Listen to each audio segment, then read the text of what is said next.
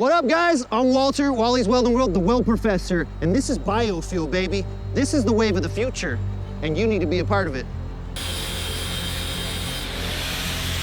Back here, you can see we got a big tank. Something like that line right there will only be at 10 pounds of pressure, maybe 20 pounds of pressure, maybe 30 pounds of pressure. So if you're welding out in the wind and you don't have your gas really high up, your cover gas, it'll allow the wind to come in, blow your cover gas away, and it'll destroy your weld. And in fact, you'll have to grind it out. There might be some extra stainless here, a little bit thicker, but this is what I do, guys. I'm building these biofuels now, and I'm trying to really just do something different, something that is not really in my realm, but a new avenue, but still the same avenue. It's gonna be a gnarly little piece, guys. Lots of welding, lots of fun. So everything has a different control, everything has a different kind of valve, and everything works differently.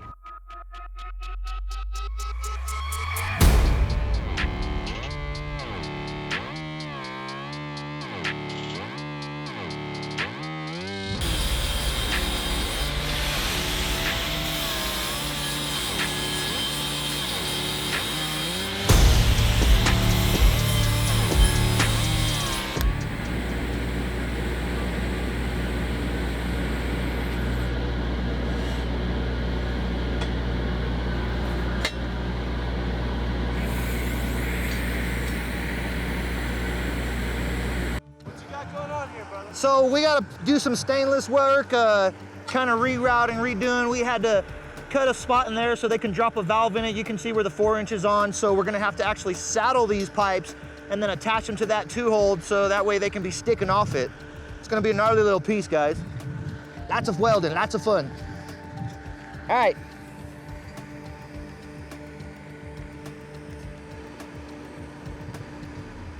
That wind will kill me though. So right now I'm just doing the first filler pass. It's nothing too crazy. It's just, that's not the final presentation cap. It's just kind of filling in the void, the gap, so that way you can lay a nice cap on it.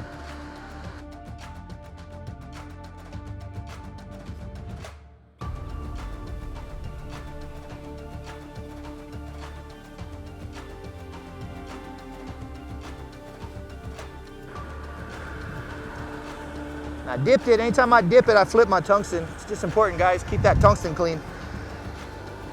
A contaminated tungsten will cause a lot of problems in your weld. Mostly just contamination. I dip it, I flip it.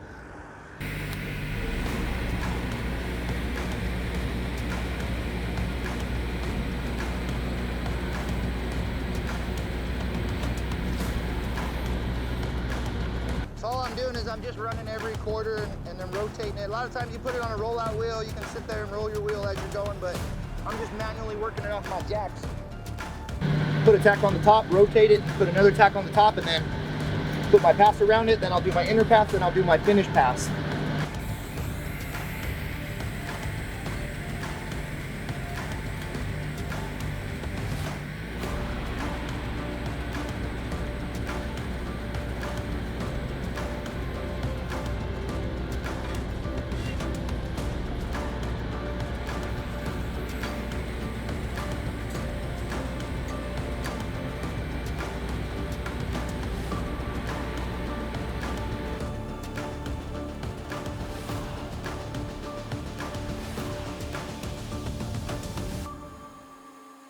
So all I'm doing is I'm just running every quarter and then rotating it. A lot of times you put it on a rollout wheel, you can sit there and roll your wheel as you're going, but I'm just manually working it off my jacks.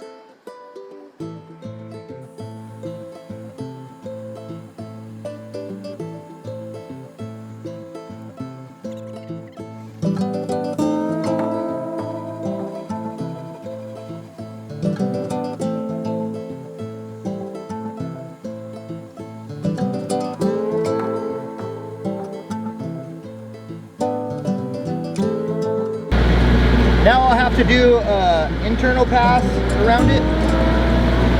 That one's hot. I don't think I necessarily need a rod to do this. I just fuse it. Oh no, I'm gonna need a rod on this one. All right, so this is back welding now.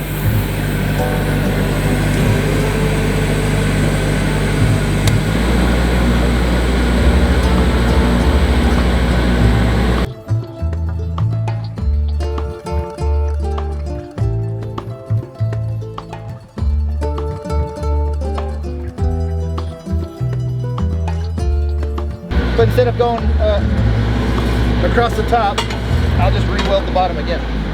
Just makes it simple.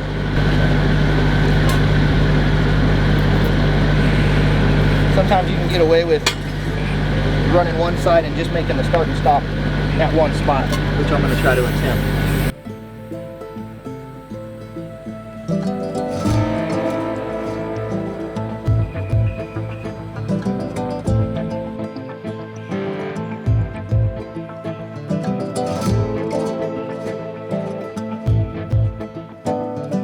So I always like to do that back weld first before I do the final pass here, so I'll probably flip it real quick and do that side too. And then I'll come back and do a nice pass across the back side of those. And then I'll be done with welding those, and then I'll saddle them, which is quite a task, and I don't have all the tools, so I got to really like just try to wing it, figure it out on a whim.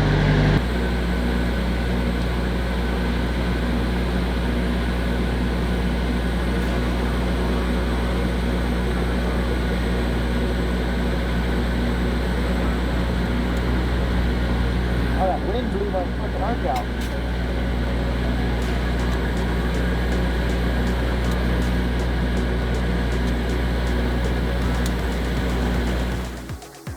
So now I got to finish putting the rest of the weld on the back side of that. Then I'm gonna have to saddle them to the 2-hole, and then I'm gonna have to fit them to the pipe. So there's gonna be a little bit of a figuring out right there though.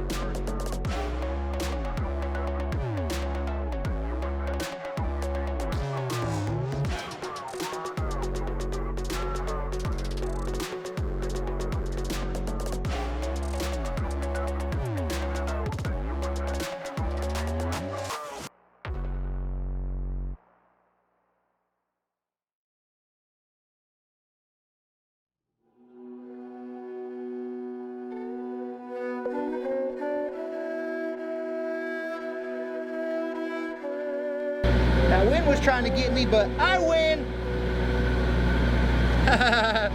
It was just trying to creep up on me. It was trying to take out all that color, and I just wasn't gonna let it. I was like taking that gas, and I'm like. So what can wind do to your welds? So if you're welding out in the wind and you don't have your gas really high up, your cover gas, it'll allow the wind to come in, blow your cover gas away, and it'll destroy your weld. And in fact, you'll have to grind it out to create a new, shiny new metal surface. Otherwise, it's contaminated. It contaminates, it's real bad. Well, I'm done with the easiest part right now.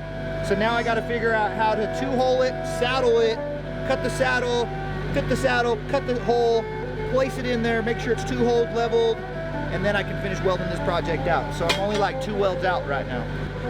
That's what I'm gonna focus on first, is I'm gonna lay both of them out to the same length, draw a line, cut them, and then I'll figure out the saddle. And then I'll saddle them, clean the saddle up, lay it on the pipe, trace our saddle, cut my holes, tack them on, weld them out.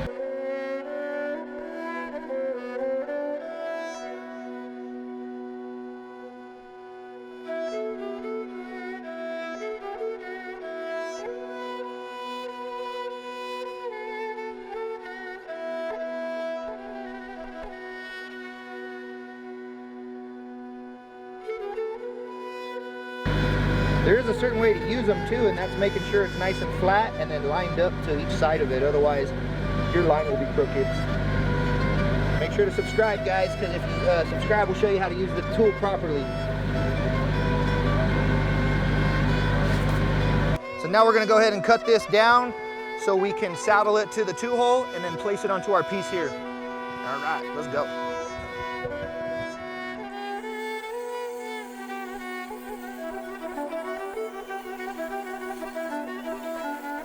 There's a couple different ways to skin this cat. So sometimes when you get out in the world, man, you don't have all your tools with you and you just got to make things work for you. So kind of what I'm doing right now is I'm just getting this flange, since I don't have my rollout wheel, somewhere where it's stationary where I can lay out the saddle on it. And it's got to be perfect, because if you mess it up, it's going to mess up your whole fit. All right, so right there it's 2-hole, which I need it to be. So now I need to cut my saddle to see how good it's going to fit. If it doesn't fit good, I can do the best to grind fit it, and then I can build a template so that way I can use the template on the next one I got to build and not have to do this.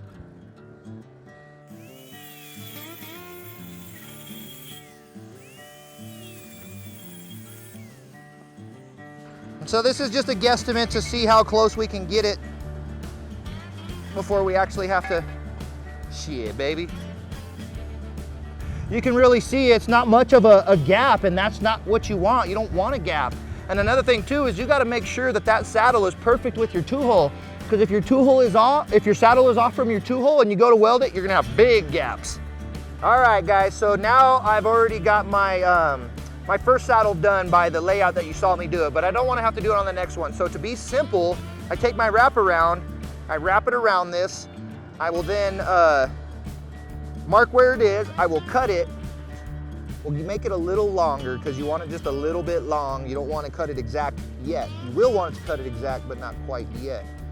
So that mark there indicates I need to cut a straight line across it. That's what I'm gonna do. I'm gonna take a blade and cut a straight line across it. My suggestion is get to the top of your ears right here, or lip, whatever you want to call it. Make sure that wrap is really tight around, guys. And take your Sharpie and trace the top of your saddle. And this is how you'll build a template for all your future problems in the field when you are in a pinch and you need to come up with a solution right away. Remember, guys, the name of my whole entire company is We Are the Solutions to Your Problems. You got a problem and we are here to solve it. And episodes 4 are to help you guys learn. So subscribe, share the heck out of them, and like it. And if you got something to say and you don't want to say it, leave it in the comments. I want to hear it. If you thinking you don't want to say it, leave it in the comments. That means it needs to be voiced. Voice your opinion, guys. Yeah, so all we're gonna do now is take that razor blade again and very gently and very easily follow your line. Okay? And this is just gonna get you in the ballpark, okay? It might not be perfect, but guess what? It's gonna put you in the ballpark to the point where you can grind it to that perfect fit, and that's what you want. Be real careful doing this stuff, guys, especially with a razor blade. I don't want to see anybody get cut open. Do everything with caution. Everything you do in life, proceed with caution. Even when you kiss your significant other, proceed with caution. They might bite. Just kidding. I love you, babe. Now, it might not be perfect. It might not be the worst. But I tell you what, it gets you in that ballpark. So that way when you're fitting, you can lay that out on a pipe and trace it. Cool, so now we got it all traced up. I'll go ahead and cut it. And then after I cut it, I'll fit it, see if it needs a little bit of grinding and adjusting. And if it does, I'll go ahead and grind and adjust it. And then now, after I get these finally fitted, we'll set them on the pipe. We'll get them exactly where we want them. We'll trace our holes, and then I'm gonna show you how to cut the holes in the pipe.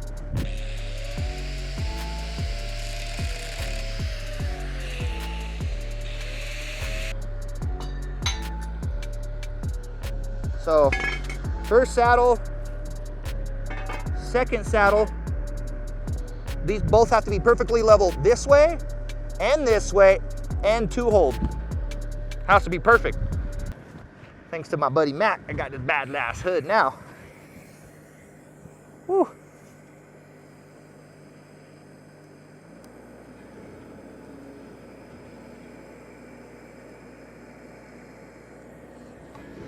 Bam. And then it should pull it a little bit. Got to get it perfectly level. It's going to bump the line just a tad. Oh, that wind almost got me.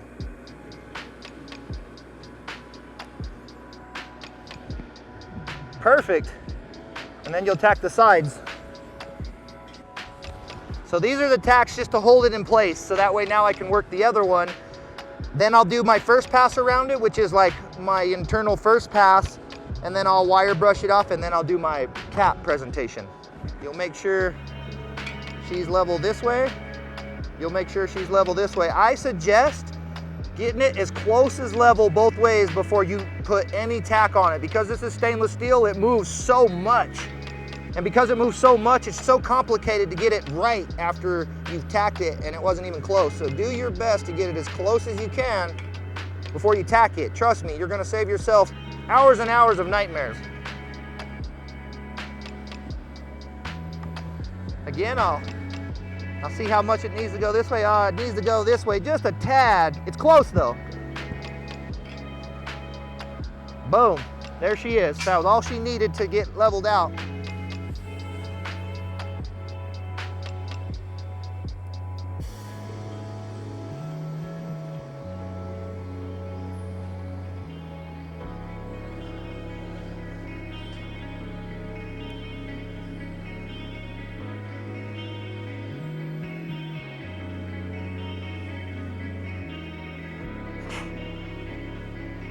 I love this type of work, guys. This stuff right here is just like, it gives me such satisfaction to see some of my builds just come together like this. And then when I get done welding and it all fits up in place, I'm like, yeah, I did that.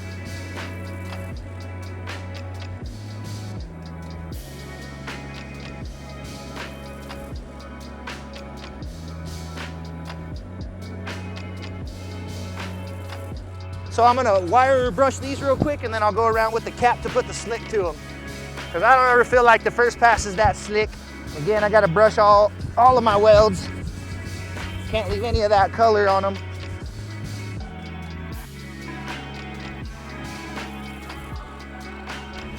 Top 10 radar, yeah, we on your radar. Never miss, dog, and that's on occasion.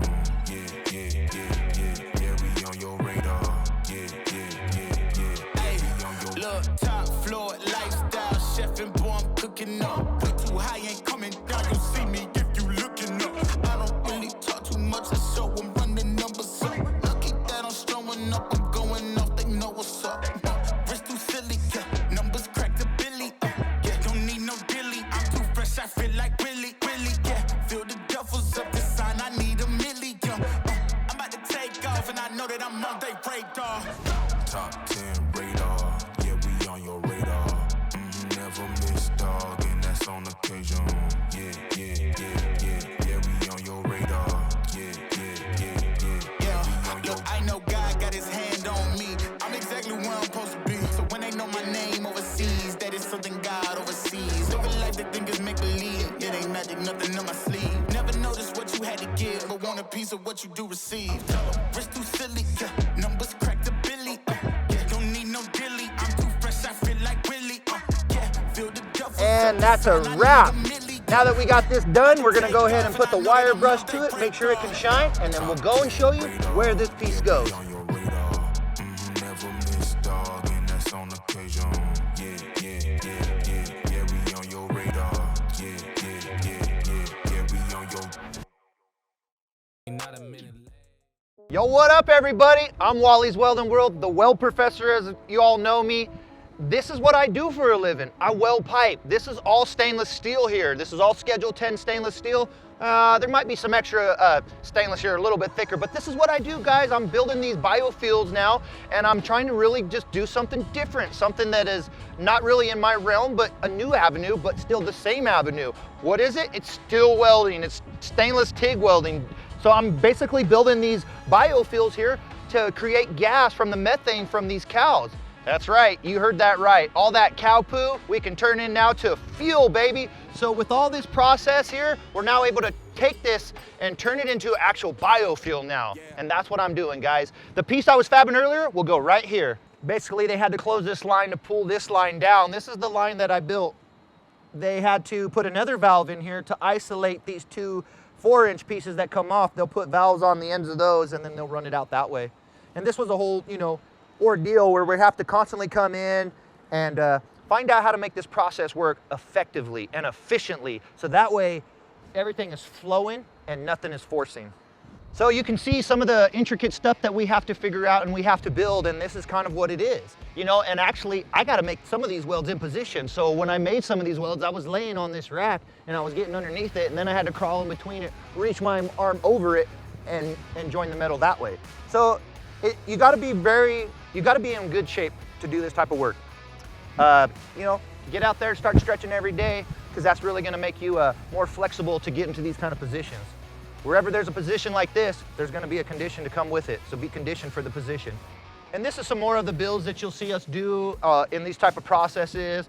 This line right here is a high pressure line. This actually gets the highest pressure in the whole facility. So this line right here is actually 100% welded with full penetrated beads. A lot of this stuff is not. A lot of this stuff is just slapped together and then fused with a cap, because like this one at 100 pounds of pressure, something like that line right there will only be at 10 pounds of pressure, maybe 20 pounds of pressure, maybe 30 pounds of pressure. So everything has a different control, everything has a different kind of valve, and everything works differently, but they all simultaneously work together.